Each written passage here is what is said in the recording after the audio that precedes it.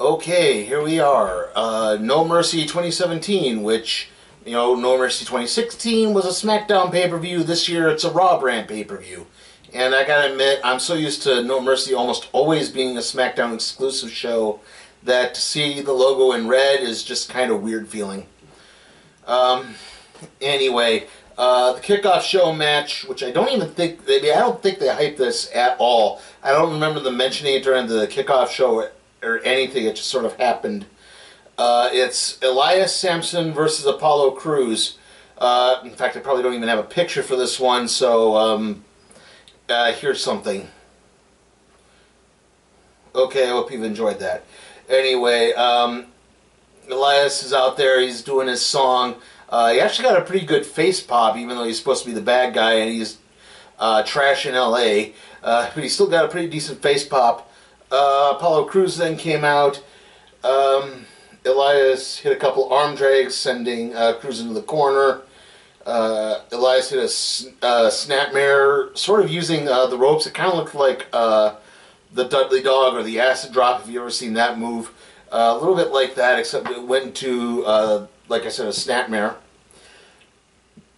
At another point, Crews started to fight back a little bit. He went for a sunset flip over the ropes, but Elias countered that by taking out Cruz's legs as he was starting to jump. It was probably the highlight of the match right there. Crews began to come back. He hit some suplexes and some clotheslines. Crews hit his standing shooting star press for a 2. At this point, the fight kind of went to the outside of the ring. Titus started to kind of jaw with Elias a little bit, trying to distract him.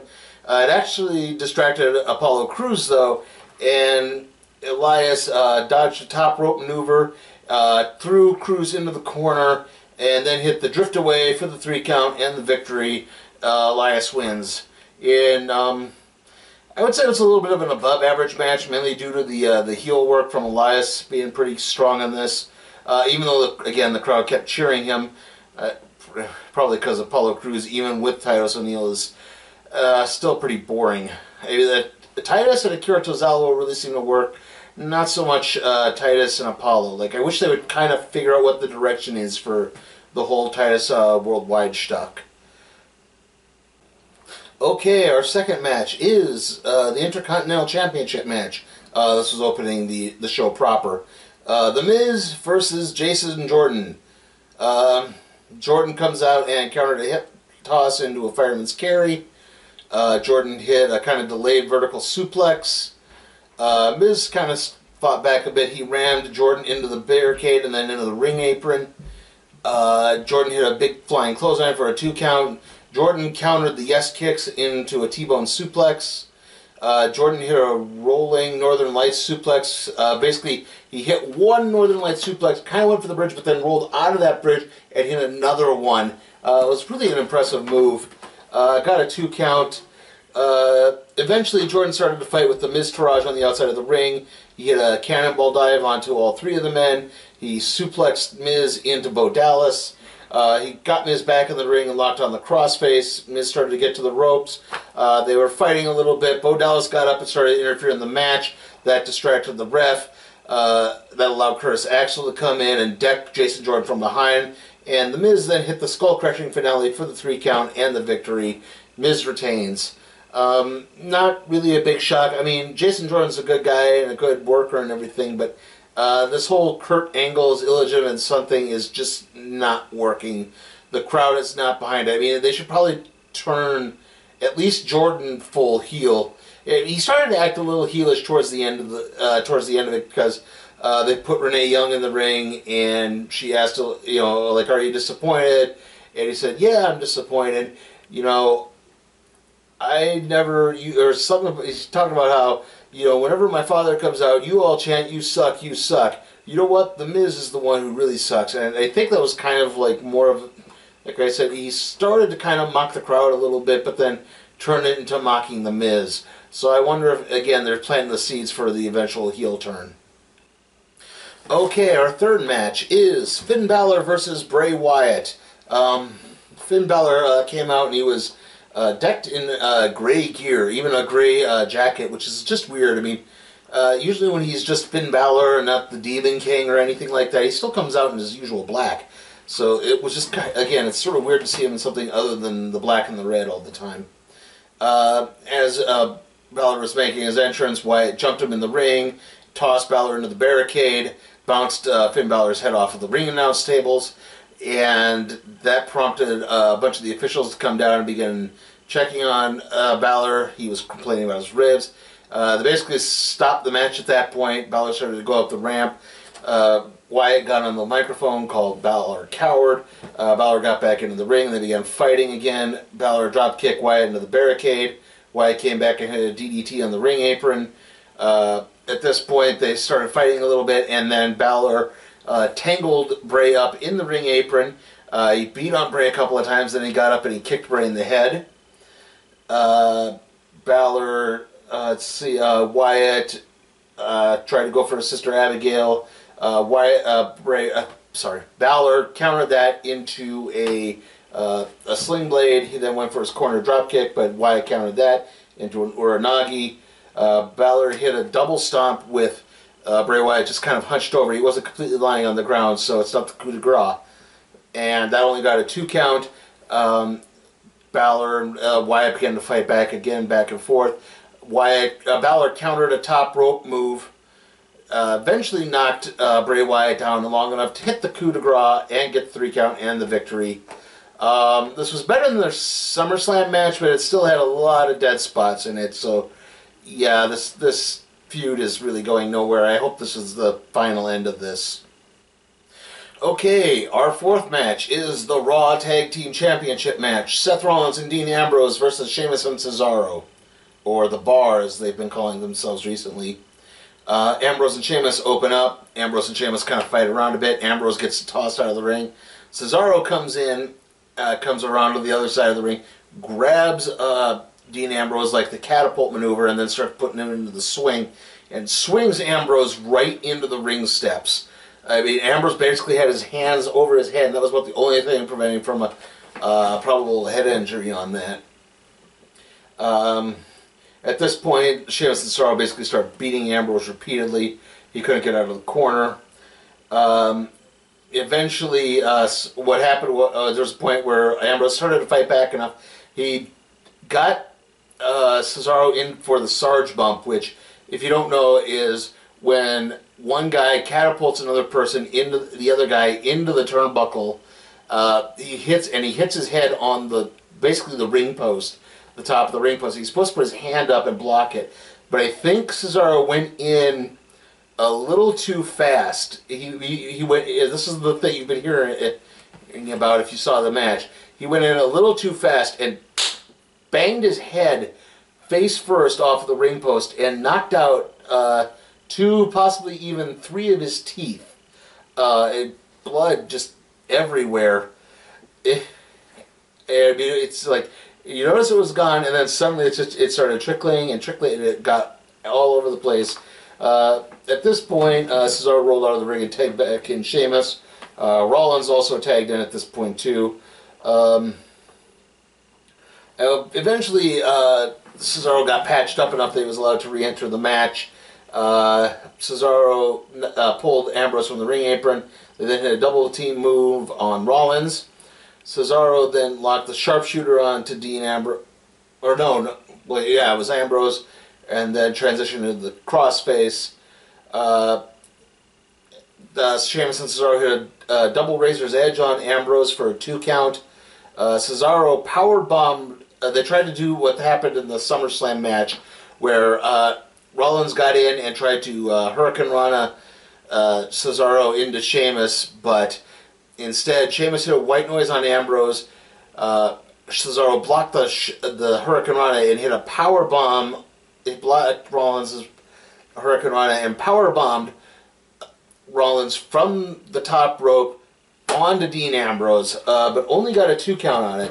At this point, Sheamus started to go for a brogue kick.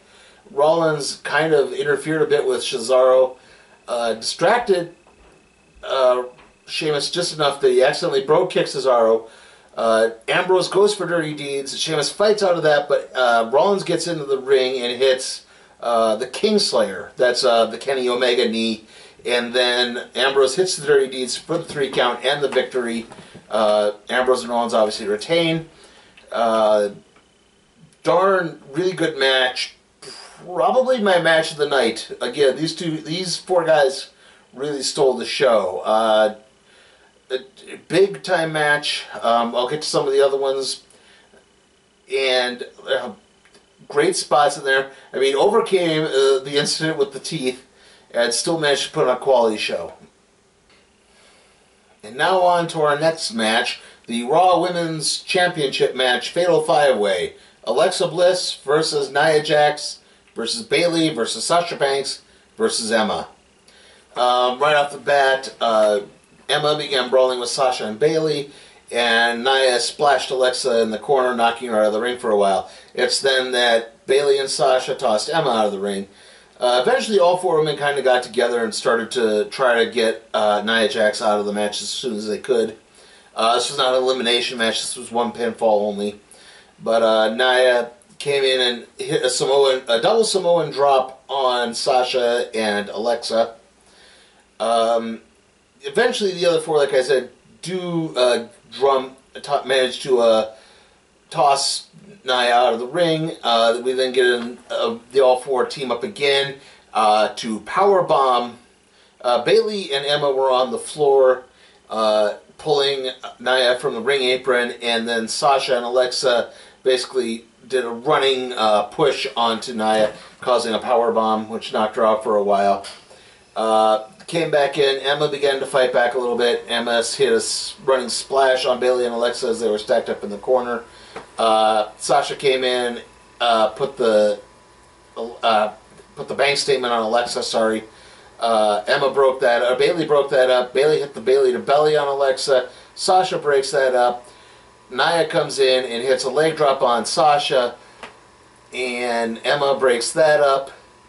And then, in the midst of all of this, eventually, Alexa dodged a Nia spear, causing Nia to hit the turnbuckle.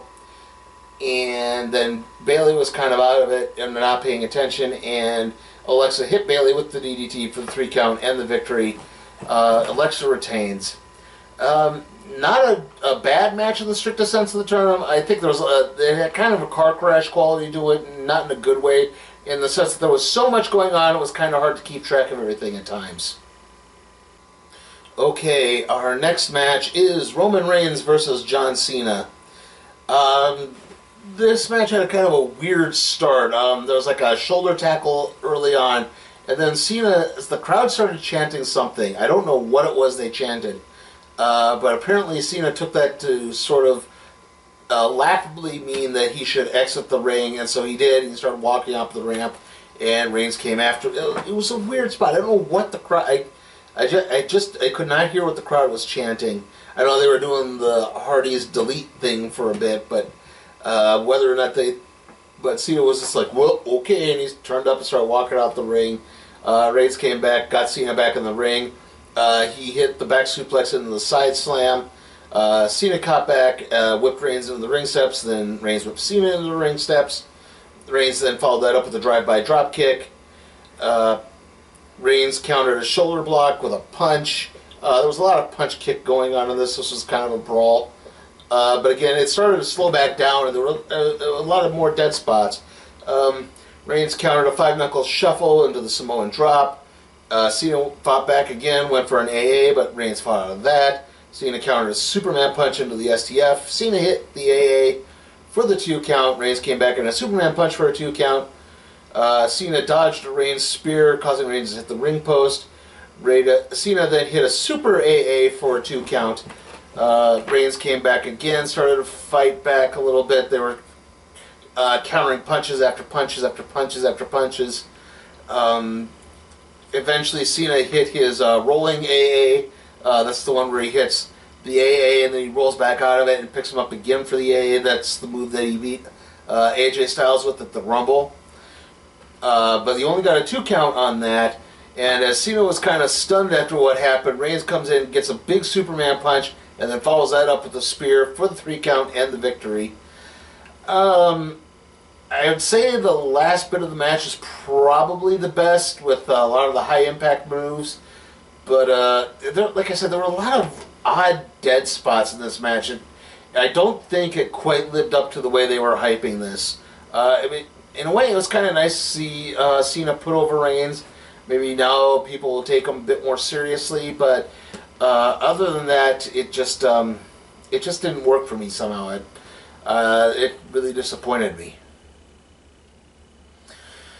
Okay, our next match is the Cruiserweight Championship match, Neville versus Enzo Amore. There was an interesting point early on where Neville hit a waistlock takedown, but he did so by basically grabbing the top part of Enzo's pants and using that to lift him up rather than just an ordinary waistlock. Enzo tried to flip out of an arm wringer, only to wind up getting kicked in the back. Neville hit a one-legged drop kick in the corner. Neville began landing a series of kicks. Enzo really didn't get any offense at all. Neville did go for a Phoenix Splash. Enzo rolled out of the way, and Enzo finally hits a move of offense. And he hits a flying DDT off of the top turnbuckle, which is actually pretty cool. I think they called it a DDG, but I can't completely No, I don't know if that was meant to be his finisher or not, but he hits that, but only gets a 2 count on it. Neville rolls out of the ring. Enzo goes for a suicide dive, but Neville countered that with a kick. At this point, Neville's beats on Enzo a couple times, tosses him into the timekeeper's area as the ref starts the 10 count.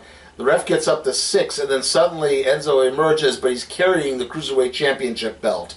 And he starts kind of mocking Neville with it and taunting him. And Neville starts kind of getting angry, and he gets out, breaks the 10 count, chases Neville back into the ring, or chases Enzo back into the ring. At this point, the ref says, no, you can't use that. Give that to me. You can't use that. Tries to stop the match. And, or not stop the match, but basically, makes Enzo give up the belt. He turns around to put the belt away.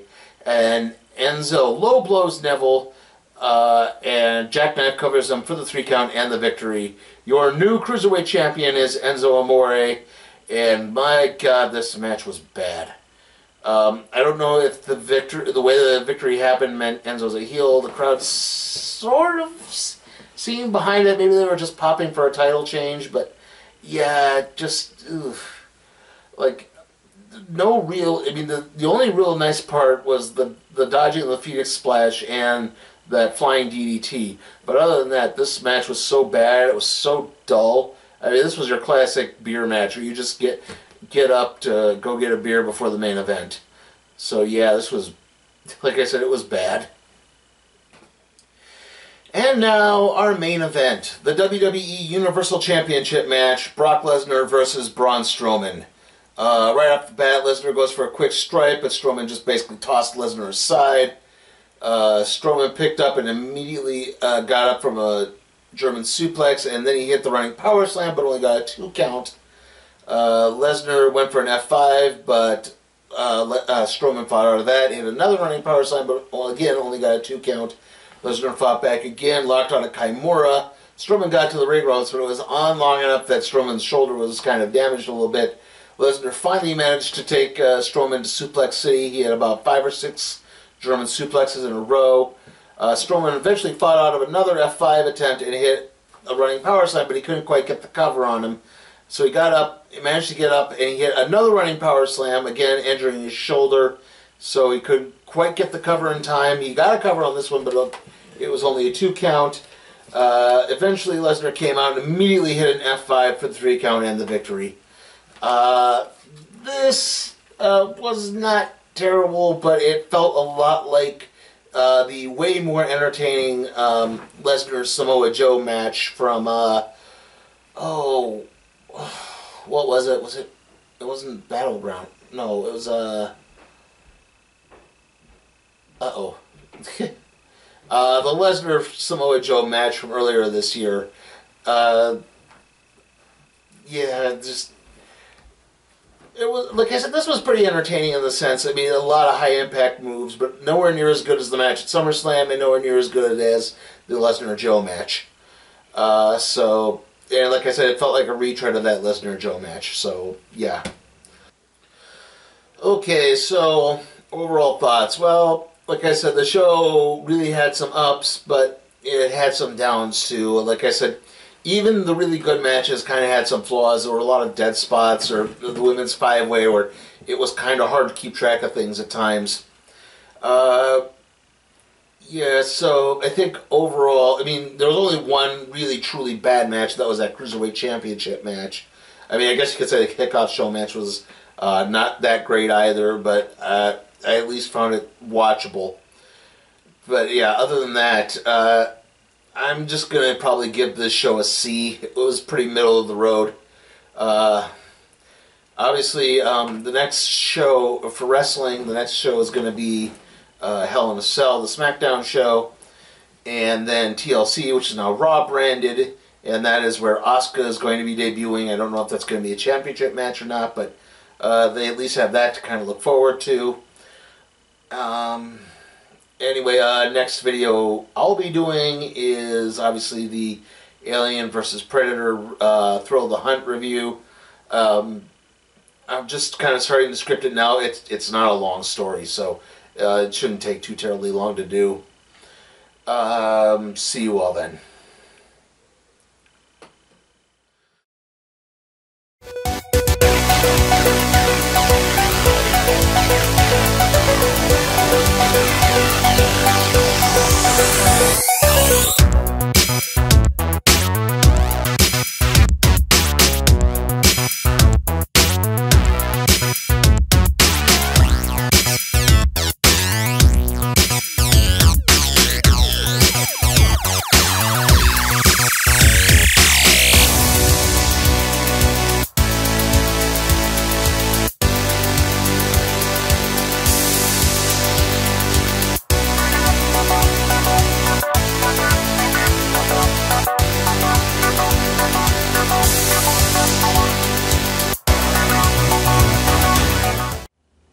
Hey guys, tired of me constantly talking only about WWE and NXT? Want to see me cover something like Ring of Honor or New Japan or anything else? Go to my Patreon page and see how you can help make that happen. Links in the description.